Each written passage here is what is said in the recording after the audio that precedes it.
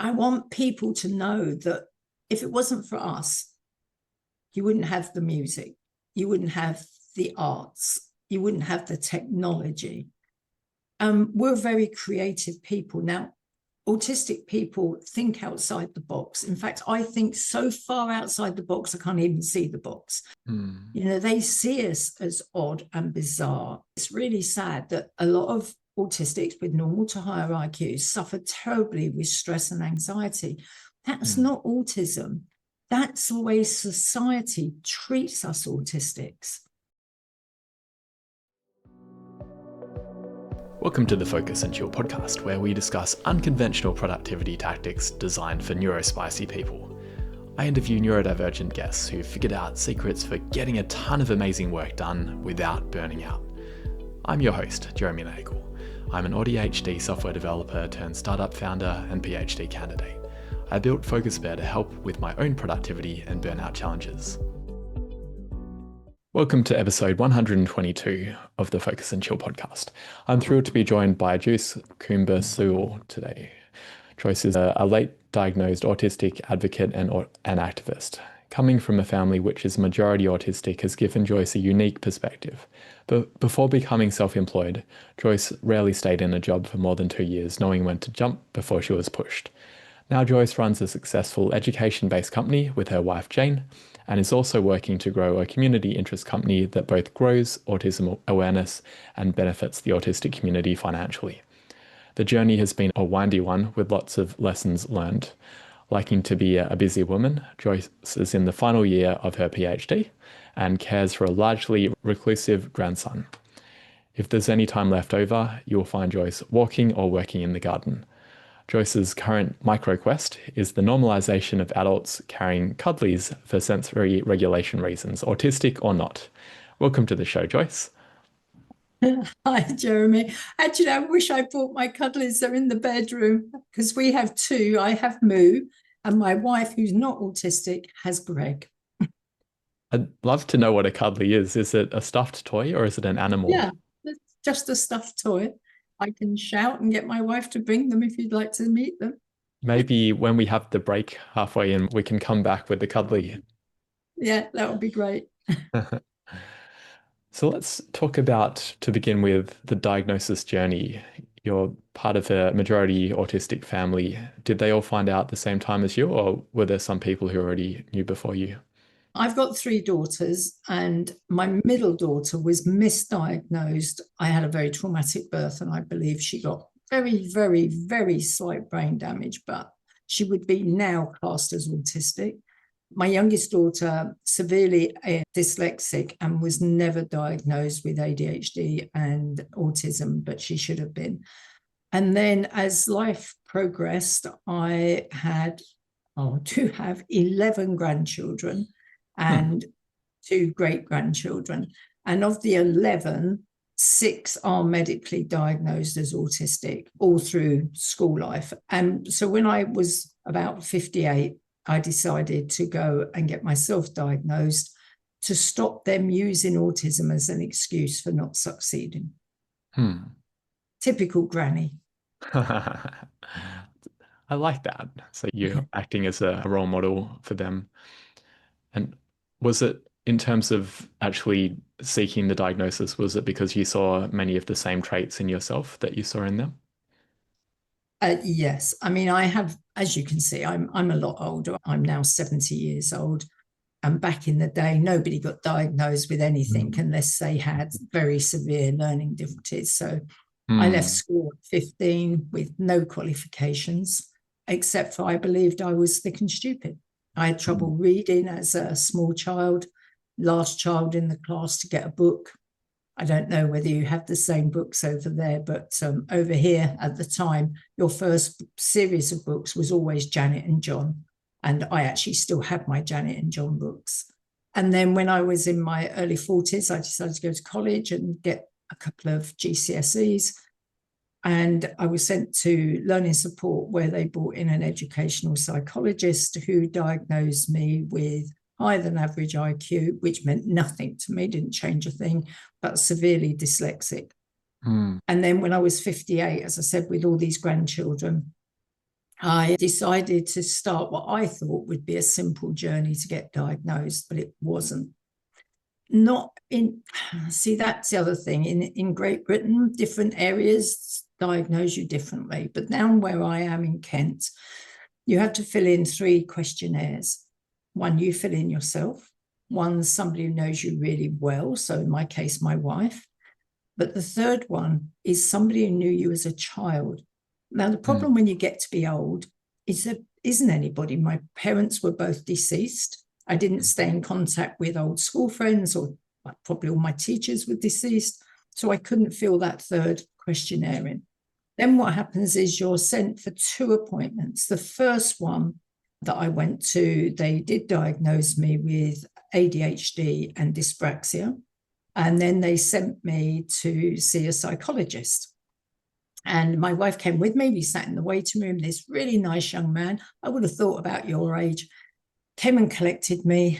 And we walked along a long corridor to his office. And he said to me, "What was your first thought when you saw me this morning?" Now, look, I'm not stupid. I knew what to say. I thought to myself, right, I'll say, "Oh, he looks really nice. I hope this goes well," blah, blah, blah, all the correct things. But then I thought, I'm here for a diagnosis, so I'm going to be honest and tell him what I really thought.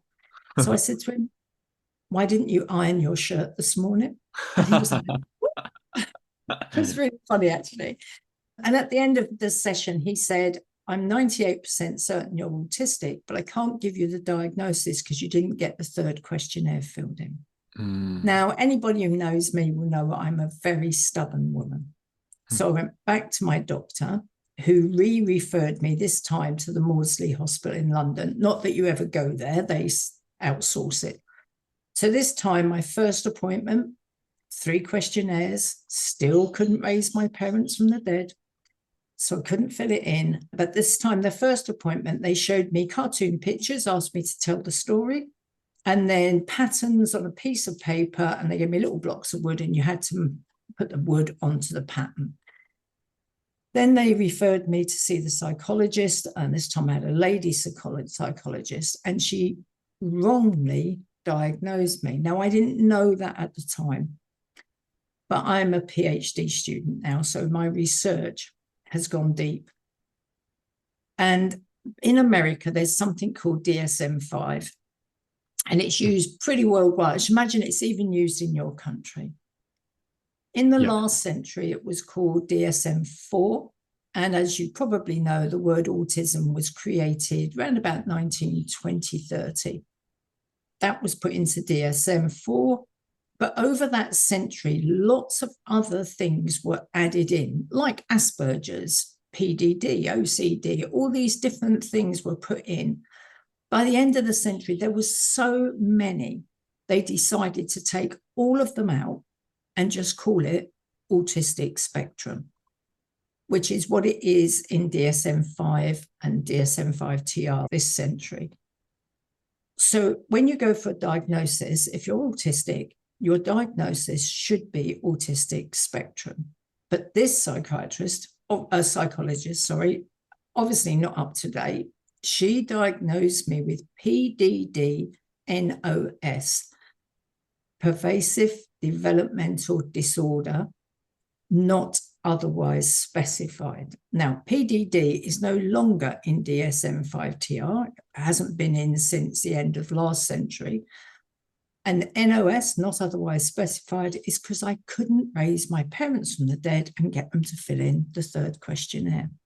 Thankfully, my own GP, when he got the report, he's changed it to autistic spectrum. But that's it. So I was actually 63 years old before I got diagnosed. So it took 5 years. And quite a convoluted process to actually get someone who could figure it out. Yeah, it's annoying having to get all of those things that are quite challenging to obtain, and challenging both logistically because there aren't many people who knew you when you were that age, but also I actually cut up all of my school reports because I wanted to erase my history. I didn't want to think back to that time. And there's probably quite a lot of people like that who've moved houses many times and wouldn't be able to find them. But I'm glad it got sorted out and that you're now an inspiration to almost, I was going to say an army of autistic people, but that's probably the wrong collective noun. And I it can't includes your keep up with family. all the modern jargon, I'm afraid. And in terms of after going to school and then going back to university later, what were some of the challenges that you experienced? The dyslexia, I imagine, made it hard to do all the reading. So if I go back to the very beginning when I was like really young, I don't know what you call your schools over there, but over here, primary schools, you start in infant school and then you go into junior school before you go to senior. So in my infant school, back in the day, you had to read these flashcards that would have a word on it. And by the time I was in the second year of infant school, so I was about 6 years old, I was the only child without a reading book. And the teacher called me up and to the dreaded flashcards, and I still couldn't read two particular words, actually, come and because. And now you've got to remember, we're going back a long time in history, and my teacher smacked me. Now, that wasn't a problem back then. I know it's not allowed now, but it was back then. All human beings are meaning-making machines. So something happens, we make it mean something, and then we spend our lives collecting history to turn that meaning into a truth, which of course it's not. So my meaning at the time, I could have made it mean all female teachers are horrible, but I didn't. I made it mean I'm thick and stupid. And then I collected history to make that a truth. So I only had very low-level jobs, nothing wrong with low-level jobs, but I never pursued an education. I had a very good job, thankfully, because my mum worked in the same factory and she got me a job. And I loved that. I worked in a laboratory, but I was a hippie. Do you know what hippies are? Yeah. Well, hippies believe in free love. And so I came home pregnant. And back in the day, if you got pregnant, you were A, married, which I was, and B, you weren't allowed to work. Women's place was in the home. And so that was the end of anything. So I did have some jobs like evening work or weekends works, that sort of thing, part-time stuff, but they were all working in, I don't know if you know, there was a very famous shop over here called Woolworths. And back in the day, they used to sell biscuits loose out of tins, and the customer would come and say, I'll have one of them, three of them. So I did that sort of job, worked on the market and that. And then when I was up in my 40s, I got a job as a doctor's receptionist. And doctors' receptionists do not have a good name in this country. Okay. And this was before computers. Okay, so we were still writing in ledgers. And I'm going to give you an example of autism, from my autism. Okay. So I take things literally. We were running an antenatal clinic, and the senior doctor called me into his office. I was working with a young receptionist, younger than me. And he said to me that this girl had mucked up his appointment system. And his words to me was, go sort her out. So literally, that seemed reasonable to me. So I told this young girl, remembering by now I was the mother of three, so I was used to being a mum. And I really told this young girl off, who then went to the manager crying. And a couple of days later, I was called into a meeting. Now, this senior doctor didn't say that he told me to go and sort her out. He used the words he meant to say, the meaning of what he said, which wasn't how he said it. It's not how I interpreted it. And I got the sack. And since then, I've been self-employed. And I would recommend to any autistic person, go self-employed. It's much easier than working with other people. So it's been a bit of a long journey. My wife and I, because we run two companies, we're associates of Student Finance England. So what that means is that my wife works with students, teaching them study skills. And I'm a mentor, which is, by the way, a posh word for granny. Yeah, no, it really is. So we've been doing that for 11 or 12 years. Have quite enjoyed it, but, it's teaching students not to turn up to lectures with a hangover, how not to get pregnant, tidy your bedroom floor. Oh, man alive. It's all the basic granny jobs. And so last year we started an LLP. But going back to, student finance, when we started, you didn't need any qualifications. None at all. And then they suddenly said, you've got to have a degree. And the university near here did a course in counselling, coaching and mentoring. So I took my degree, which was, am I allowed to tell you a funny story? Yeah, sure. First day, I'm walking towards the lecture room and there's a woman a little bit younger than me, but not much, walking towards me. And we walk up the stairs and I said to her, you look as scared as I feel. And she went, oh. And anyway, we walked to the lecture room. And of course, she walked to the front of the lecture hall. Yeah, I thought, oh, she's the lecturer. And she said, no, I'm the course director. So that was my first experience of university. But everything I did in those 3 years, I geared towards the autistic student or autistic people. So my dissertation at the very end was, are counsellors, coaches and mentors adequately trained in the autistic spectrum, of which, of course, they're not. But I got the bug for research and went straight into a master's by research where I tracked the timeline of autism from the 19th century to the present day. And now I'm in the final year of my PhD and I'm looking at why is it so difficult for older women to get diagnosed with autism. Very pertinent topic. Great to have your lived experience to feed into that as well. Yeah, I love it and hate it. I'm not an academic by really. I'm doing a PhD because once you've got doctor in front of your name, you get onto bigger platforms. I'm a public speaker and I love, as you probably noticed, Jeremy, I love talking. In fact, when I am doing public speaking, whoever's in charge, I say to them, you do need to tell me when to shut up because otherwise I'll just keep going. Same for you, Jeremy. Tell me when to stop. We're doing fine time-wise, but I'll keep an eye on it. How's it been in terms of going from that point earlier on in your academic journey where the flashcards were one side, but then you got the support from the educational psychologist and you got the diagnosis of dyslexia? What type of tactics did you put in place to allow you to do the research that you're doing now? Because it's pretty heavy going, doing a PhD and a master's by research. I'm in my first year, so it's inspiring to hear someone's made it to their final year. Oh, right, Jeremy. My wife is a professional proofreader, so you might want to use her. She's actually so we work from home. I'm on the dining room table. My wife has her office in our bedroom. And as we're talking, she's closed the bedroom door because she's actually proofreading my chapter 2 of my PhD.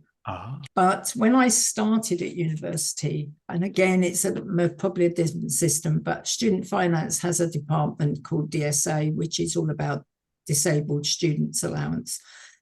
And one of the things that I was given, you don't pay for it, I was given a thing on my computer. It's called Dragon Professional. And I love my Dragon because I can't spell and my spelling is very bizarre. So as you know, when you're typing on your computer, say in a Word document, and you don't spell something correctly or red underline it and you right click it, and in theory, the right spelling would come up. My spelling is so bizarre, my computer couldn't work out what I was trying to say. But with Dragon, what happens is Dragon learns what you're trying to say. It does this thing where it goes through your whole computer, everything on it, and it takes all these words that you're using that are correctly spelled. As I said to you, in my 40s, I was also diagnosed with dyspraxia. Now, what I didn't know then, and I only discovered when I went into academia, was that there's verbal dyspraxia as well as physical. So the physical And I'm covered in bruises. I don't know if you can see them. I walk into things, I fall over. It's just a way of life. Yeah. The verbal dyspraxia means I can't pronounce all the words. And my youngest daughter had that. And so in my family, there's no such thing as a squirrel because she couldn't say squirrel. So all squirrels are squibbles. So if you say a squirrel, it's a squirrel. But I can't pronounce a lot of the academic words. And so in my first year of, when I was doing my master's, one of my supervisors, a guy, would only talk in academic words. And I said to him, can you just tell me what those words mean and just speak in plain English? And he said, why would I use 6 words when I can use 1? And I said, because I don't know what you're talking about. Anyway, I sacked him and got a new supervisor. Then when I started my PhD, one of my supervisors, a female, said, oh, you just need to practice more saying the words. And I explained, I work in picture language. So I explained that in our brains, we have like these little pegs, neurons, and they're wired. And it's that wiring that tells our body how to move and how to speak and all that. And I said, I could practice for the rest of my life and I'd never be able to say those words. And she wouldn't have it. So I sacked her. And I got a really nice guy who just happens to be dyslexic and autistic as well. But even with him, he speaks academic words. And I said to him, can you just speak in English? And he said, why would I say it in 6 words when I can say it in 1, which was what the master's guy said. And it's like academia needs to change. They need to, it's like academia is for academics. My wife is an academic. My wife has her first PhD and she's just about to start her second PhD. And she has this amazing IQ. I don't know if you've heard, Jeremy, of an organization called Mensa. And to be a member of Mensa, your IQ has to be in the top 2% of the world. Well, hers is in the top 1% of the world, which means she's more intelligent. Her IQ is higher than 99% of the people in this world. She doesn't like it that I then told her that makes her neurodiverse as well. In fact, more neurodiverse than me. She's a brilliant cook, no common sense, no practical skills. She tries, bless her, but I'm actually her carer. I have to look after her. So yeah, with academia, in academia, you have to write all this academic gobbledygooch that means nothing. You know, I said to you earlier about being a meaning-making machine. Well, in academic speak, and I can't say it, it's IPA. Now, if my wife was here, I'd get her to pronounce it for you. I know that the last word is analysis, but when I was introduced to IPA, and I can't say it, and I looked it up. What did it mean? What did that mean? What did that mean? And it does just mean all human beings are meaning-making machines. Now, it took me 18 months to persuade my supervisors to allow me. I write the academic word, and then just once I'm allowed to put in brackets what it means in ordinary English. But I'm only allowed to do it once. The rest of the time, it has to be academic gobbledygooch. I can't wait to finish, Jeremy. Yeah, it does make it very inaccessible and unnecessarily so a lot of the time. I read some papers and they can be quite impenetrable to read because they're using so much jargon. Yeah, like you look said. the jargon up and you'll get a really weird academic meaning, and you just keep looking it up until it gives you the baseline of what it means in English. Yeah, that's a good tip. Now, we've heard a bit about your work that you do. You've got your business and you're doing your PhD as well. How do you divide your time between those two? And maybe more. Well, okay, so as I think I said, we run 2 businesses. So the second business is a training CIC. And what we're trying to do is get people to watch and pay for our webinars or our face-to-face. So my wife teach academic stuff, presentation skills, that sort of thing. But I teach about autism.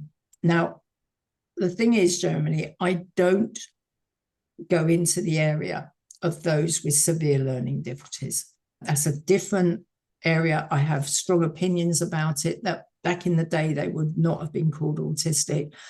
They are well looked after. The carers are well trained. As you know, it's good stuff. But us with normal to higher IQs are totally missed. We're thought of as odd, as different. Friendships are rare. I have one very good friend. We became mothers, grandmothers, and great grandmothers together. In fact, we're going out for coffee this afternoon because I've got to get the car cleaned. But it is, yeah, it's just, I want people to know that if it wasn't for us, you wouldn't have the music, you wouldn't have the arts, you wouldn't have the technology. We're very creative people. Now, autistic people think outside the box. In fact, I think so far outside the box, I can't even see the box. So I come up with all these wacky ideas. You do need a non-autistic in the background. So my wife then goes and checks they're legal. That's important. So yeah, you hear a lot, Germany, it's really sad that a lot of autistics with normal to higher IQs suffer terribly with stress and anxiety. That's not autism. That's the way society treats us autistics. You know, they see us as odd and bizarre. If everybody learned, let me give you an example. Tell me to shut up when you've had enough, Jeremy, okay? So back in the 1920s, 30s, some very brave young gay men came out as gay. They were beaten up, some were murdered. But now my wife and I walk around Tesco's holding hands and nobody thinks anything of it. Yeah. And like, I do think the trans people are having a bit of a difficult time, but just gay people on the whole are certainly in this country are totally accepted. That's how now the autistic community, though we're not being physically beaten up or murdered, we are emotionally and mentally. And because of the way society treats us, it's causing a lot of autistic people to have a lot of stress and anxiety. So what we need to do is not medicate them or counsel them or whatever. We need to change society and get society to see we're all equal. In fact, I don't particularly like the word neurodiversity. I think it should be called normal diversity. You're never going to meet two human beings who are exactly the same. We're all different. My wife with a high IQ, she hid it. She purposely failed exams because people thought she was a weirdo. When she took the Mensa test and saw this high and unbelievable IQ that she's got, it had the same effect on her as a lot of people when they get their autism diagnosis. She realized why she had hidden her IQ. It was because of the way society treated her. Now, she's out and proud. She's going to do a second PhD. She's learning to speak Maltese. It's one of the hardest languages in the world. It's 80% Arabic with 5 other languages put through it. Her first exam, she got 98%. On her second exam, it was just slightly lower. She completely freaked out, going, "Oh no, I couldn't. I have trouble speaking English, Jeremy. I wouldn't even try another language, let alone Maltese." You know, we're really all impressive. You're different. You know, do you know anybody that's exactly... My wife is a twin, an identical twin. They're nothing like each other. Totally different. Yeah, that's a really important point because it, like you said, it's a normal aspect of diversity. And as you were saying earlier, we need people who can think out of the box and we need people who can implement ideas in a methodical manner. And society would break down if we didn't have all the different types. Yeah. Yesterday, Jeremy, my wife and I went, it was called Tea at Tags. It was actually a lunchtime, but you know, a cream tea. Tag is a local charity, animal charity. Okay. Before we went, we made a pact that we would not sneak any little cats home with us, much as we would like to. But so when we went there, it was beautiful, and all the tables were laid out, and there was two ladies sitting on the same table as us, a mother and her older stepdaughter. I would have said her stepdaughter was maybe in her late 20s. Now, on the whole, Germany, I can spot an autistic person without even speaking to them. And it was very obvious this young girl was autistic. And, you know, she goes for job interview. She never gets a job. She's done 26 recently, 26 interviews, and she hasn't got one of them. And it's not because she's not intelligent. It's because she tells them, and it's on her CV, that she's autistic. But she's actually qualified as a dog groomer. And so Jane and I spent about an hour with this couple saying, go self-employed, set up your own dog grooming company. And we've offered to help her because she'll be an awesome dog groomer. And it's just so much easier to go self-employed than try and get a job. I can tell you quite a few stories. I'm sorry, Joan.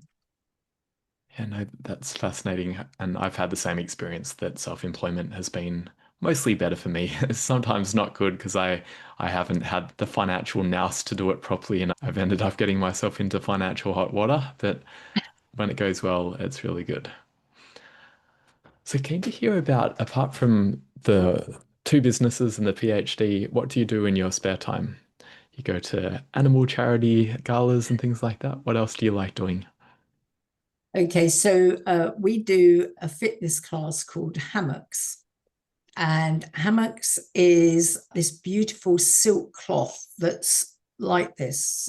So it's the two ends are up right up in the ceiling, and you do all these different exercises. And what's so lovely is my wife is younger than me and she's much fitter, and she can hang upside down and do all this weird stuff, which I can't.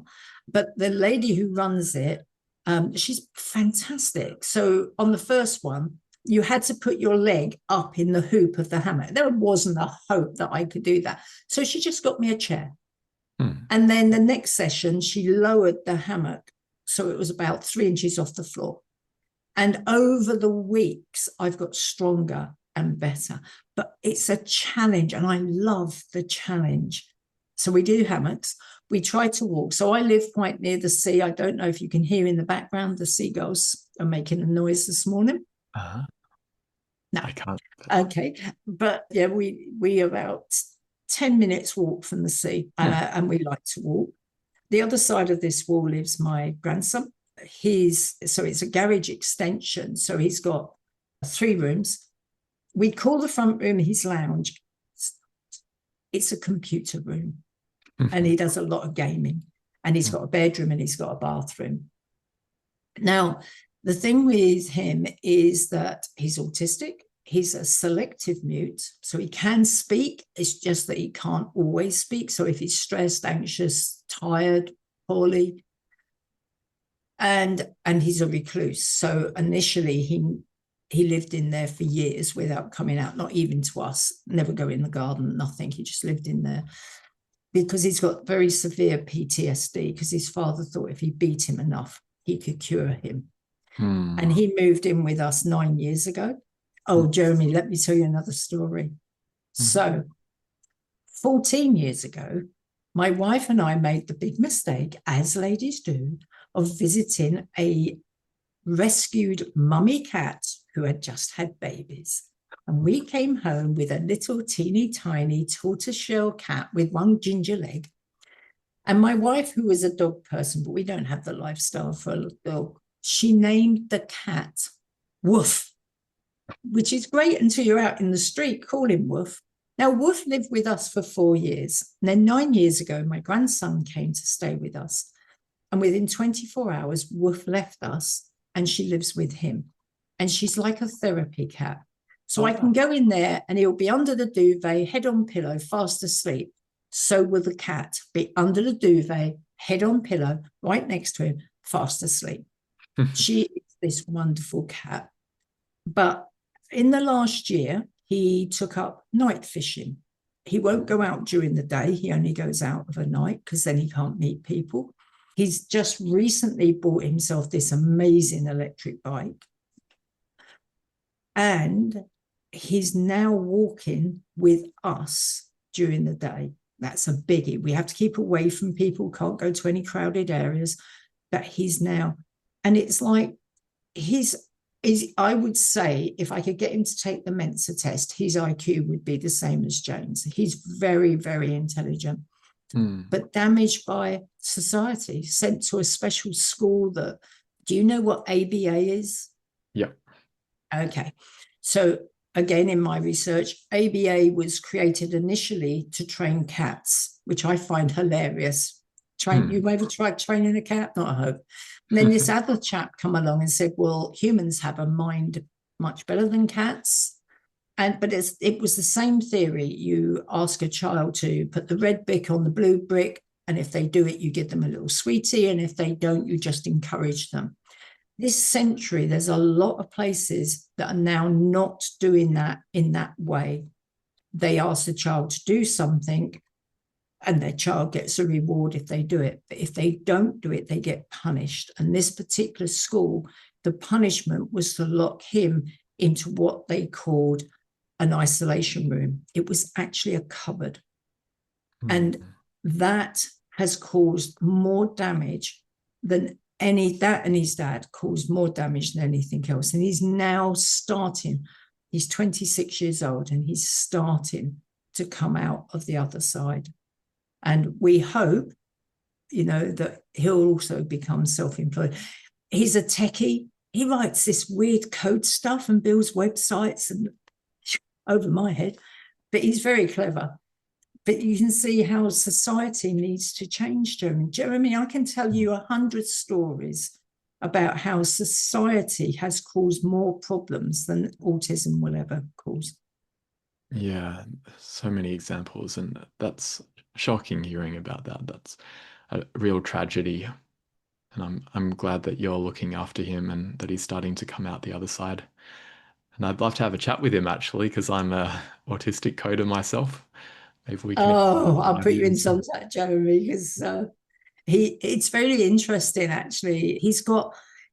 So I'm sitting here talking to you, but I've got 3 screens. Never thought I'd have 3 screens, right? One in front of me and 2 long ones either side, which is great when you're doing a PhD. Jeremy, make sure you get big screens, because then what you do is you have your thesis on one big screen, the one from your supervisors with 1 million comments that you've got to do corrections, and your screen in front of you, you can still do all your research. Okay, so you need 3 big screens. His screen is like 3 times as big as mine. It's one, and it's bowed in the middle. And he plays games, yeah? And he's got these 6 gaming friends, right? And when this all started years back, they would talk and he would type. Now he talks to them. And earlier this year, it took these 6 people 6 months to persuade him. But he went to Birmingham, which is like a 4-hour drive from here. We drove him we've got a motorhome. They'd hired a house. They made sure he had a room on his own. He had a fantastic 4 days. They took him to a sea life centre. They took him to Warwick Castle. They took him on a boat journey. We stayed close. And then when we took him home, he slept all the way home. He went back into his apartment. He slept for 13 hours. He was exhausted, but he loved it. And it's just like, yes, change takes time. The problem, Jeremy, is things that happen to us as children impact us for the rest of our lives. And it's getting from being a meaning-making machine to actually collecting the truth that you're an awesome person and not that meaning. And that does take time. And that meaning-making machine, it isn't just about autistic people or it's about all humans. All humans do that. It's just an instinctive thing we do. Yeah. Yep. And that's why it's so important that we look after young people as well. Yeah, hopefully the next generation is going to have an easier time. Few of those aversive techniques. Don't even get me started on that one, Jeremy. I would say, Jeremy, do you have children? I've got one on the way. Okay, the best piece of advice I can give you, boundaries and rules. Now, you decide what the punishment is. You can have the thinking chair or whatever. It doesn't matter. Don't shout and don't beat them up. All right. But you have to have rules and boundaries. So if that child breaks a rule or a boundary, there are consequences. The reason I say that is because that will make your child feel safe. Why a lot of children now are so disrespectful and out there is because what they're really saying is, please stop me. Please put those boundaries and rules in place because it makes me feel safe. And they will test you. Oh, and Jeremy, if you have a girl, it'll be even worse. Rules and boundaries and consequences. Whatever you decide that consequence will be, that's up to you. Please don't beat your children up. In my day, yes, we did get smacked, but it was really funny. So I had a sister and 3 brothers, and my mum would punish us for a minor offence. You were sent to your bedroom. And my brothers and sisters would all cry and fuss and let me come down. Not me. I loved being sent to my bedroom because I could play with all my cuddlies. When my mum said, okay, you can come down now, that's when I cried because I didn't want to come down. I loved being sent to my bedroom. Oh, I have to see this, cuddly. Listeners, we're going to take a break, and when we come back, we'll witness the cuddlies. The Focus and Chill podcast is brought to you by Focus Bear, a focus enhancement app for ADHDers. Staying on top of tasks is easier than ever with Focus Bear's new To-Dos feature. Record a voice note describing what you need to do, and Focus Bear's AI will turn it into a structured set of subtasks and automatically prioritize it for you. You can also take a photo of a paper to-do list, and the AI will work its magic. I'd love for you to try it. You can jump onto focusbear.io or just Google Focus Bear and try it out. Let me know what you think. Hello, Moo and Greg. I get Moo. Yeah, Greg here, as you can see, is quite old. So as I said, my wife is a twin, but she was the second born and was in an incubator. She was very poorly. And when she came out of the incubator, her parents bought her Greg.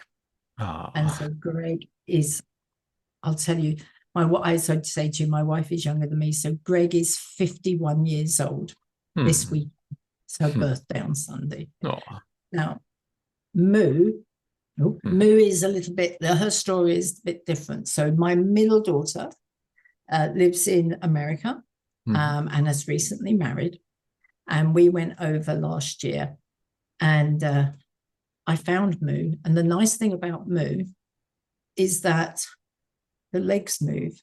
So you can actually put it on your wrist, which is great when you're traveling and at airports and things like that. So, yeah. And we use Moo and Greg a lot in our social media.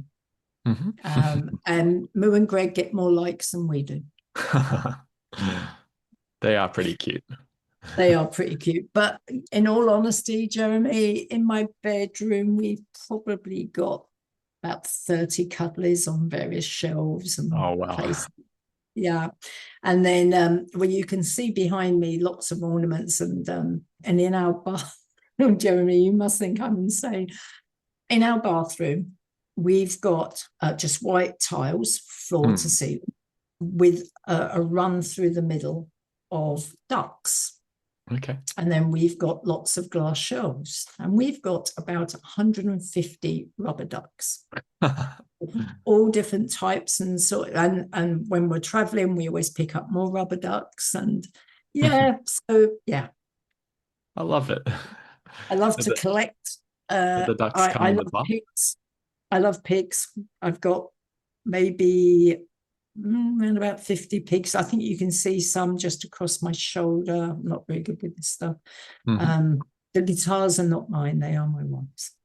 I'm told I sing loudly and out of tune. As long as you enjoy it. Oh, well, I love singing. Yeah. Hmm. So the next two questions I had are about how you structure your days. Do you have a general rhythm to it, like starting your day with a morning routine and winding down at the other end? Yep. Yep. Very much so. Jeremy, Jane, and I are members of an organisation called Entrepreneurs Circle, and Mm. they're a company that are only focused on marketing.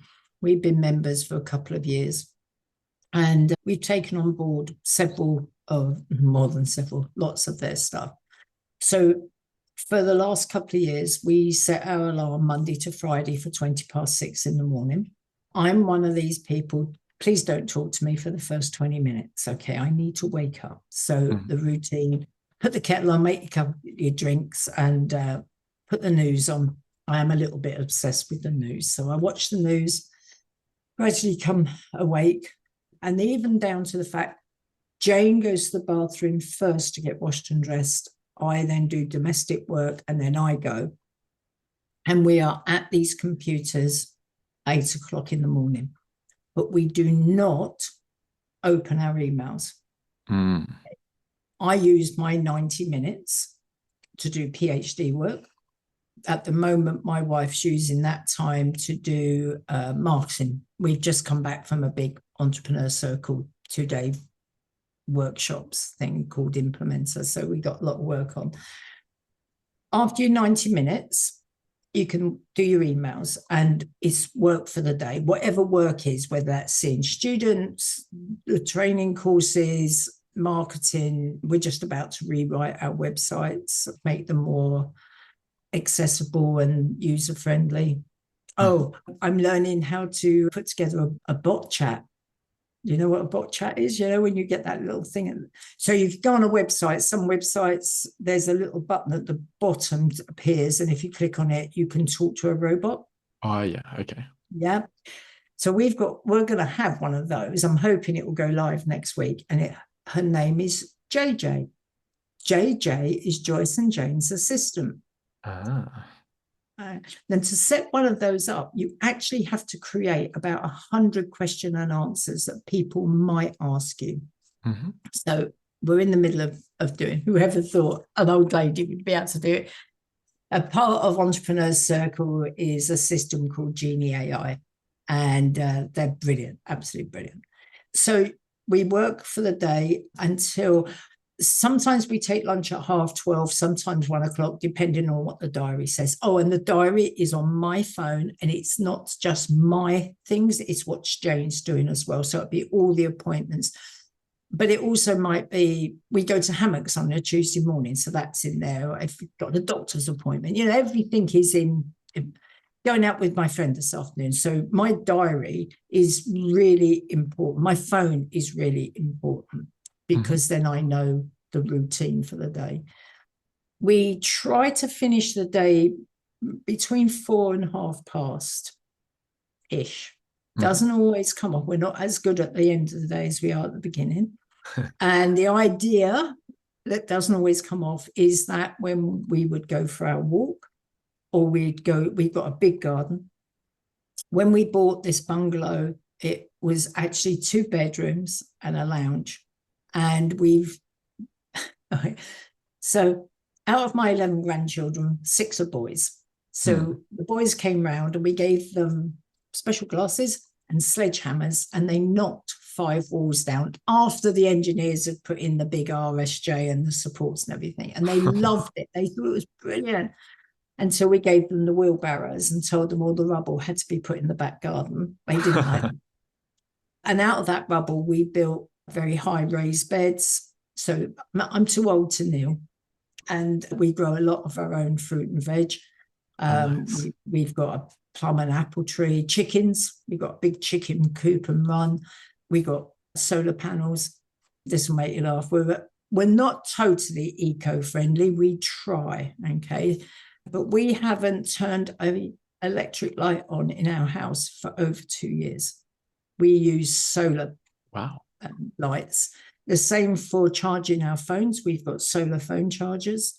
We recycle so much that in over a fortnight period, our what I call rubbish that can't be recycled, we might have half a black bin liner over 2 weeks. We've just changed our car. We were diesel, which isn't, I don't know how you feel about it, but apparently diesel isn't as good. So our car is now petrol. But you can't be 100% eco-friendly and survive. So we do all that sort of thing. We do like to holiday. In January, we went to New Zealand. We still worked. And just like you're having to suffer that this is our morning and it's your evening, we were still seeing students, which means we were getting up at 2 or 3 o'clock in the morning to see them back in England during daylight. So we loved that. Then for my birthday in March, the big 7-0 birthday, we went to Venice. And on my actual birthday, we had a gondola ride, and this lovely young man sang to us, and everything was beautiful. We spent Easter in Malta because we go there a lot. We go at least twice a year. If you've never been there, Jeremy, please get yourself off to Malta. It's a lovely place. And we're going back to Malta in September. And Jane's second PhD is about the interaction between the Maltese women and the English women that were based on Malta during World War II. And that's why she's learning Maltese. So, whatever it is we do when we finish work, Jane will cook dinner. She's a fantastic cook. By 6 o'clock, the TV's on so I can watch the 6 o'clock news. And we tend to watch a bit of TV. Between 8 and 8:30, we turn that all off and we read. Jane and I love reading. But normally the light's out by 10 o'clock and we're asleep. I'm one of these people that I have mega energy first thing in the day. But when I go to turn that light off, literally the light goes off and I'm asleep. Doesn't work for Jane. Jane's one of these that she'll be on her phone or listening to podcasts and that till 11, 12 o'clock. She doesn't have the gift I have. Well, the mega energy in the morning sounds wonderful. Yes. So I was really glad that I didn't have to stay up till midnight and that you changed the time to this stuff. Yeah, this is a much better time for both of us. So coming to the end of the podcast, if people would like to find out more about your businesses or your PhD, what's the best place for them to connect with you? Okay, so if they put my full name, which I know you can see on the screen, into Google Scholar, it will bring up my master's. And now, as you know, when you're in any of the Googles, you get a couple of lines of black writing. But in Google Scholar, to the right, you get an actual link. And you'll know if that's the right link because it will say Canterbury in the middle. And if you click on that, you'll get my full master's thesis. If you want to find me, I would suggest people take note of the spelling of my surname. If you put that, so my website is autism.CoomberSewell.co.uk, and that would be anything to do with autism. If you wanted to find my wife's website, it's just CoomberSewell.co.uk. So we have 2 separate websites. And on those websites, there's contact pages. So you'll get my email address, my phone number, and everything off there. So my surname spelling is the most important. Yeah, and we'll include links in the show notes so people don't need to worry about it. Just look in the show notes and you'll be able to go straight there. Yeah. And if you want that PhD proofread, Jeremy, you know where to go. Go. Wonderful. Well, it's been lovely speaking with you. We'll wrap the show with that. All right. Thanks for tuning in to this episode of the Focus and Chill podcast. To listen to other episodes, jump onto podcast.focusbear.io. If you'd like to be a guest on the show or you know someone who'd be a good fit, email us at team@focusbear.io. Otherwise, stay focused, stay chilled, and peace out.